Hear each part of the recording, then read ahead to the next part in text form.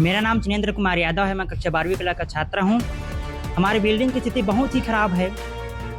हमारी बिल्डिंग की बहुत स्थिति खराब, जिससे पानी गिरता है, छत से पापड़ी गिरता है। हालांकि 11वीं क्लास में थे तो एक बच्चा भी घायल हो चुका है और इस स्थिति में घायल होने की बहुत ही संभावना है।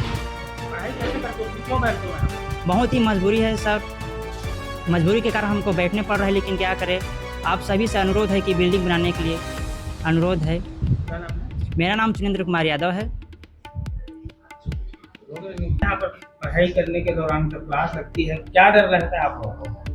ये ऊपर की पापड़ी से, ये छत का जो पानी आता है ना, ये डर लगता है क्लास में बैठने के लिए, कहीं ऊपर में गिर ना जाए ऐसे। पूरे स्कूल जल रही थी स्थिति में। हाँ, यही क्लास बस में ऐसा है कि नहीं सभी क्लास में है सर। 12वीं साइंस वाले तो अपने क्लास में ही नहीं बैठते हैं।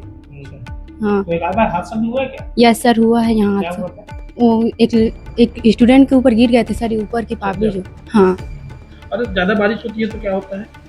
पानी बहुत देर होता है सर कि ऊपर मारता है। हाँ, ऊपर में मतलब नीचे बैठने का मन ही नहीं करता क्योंकि तो क्लासरूम भर जाता है।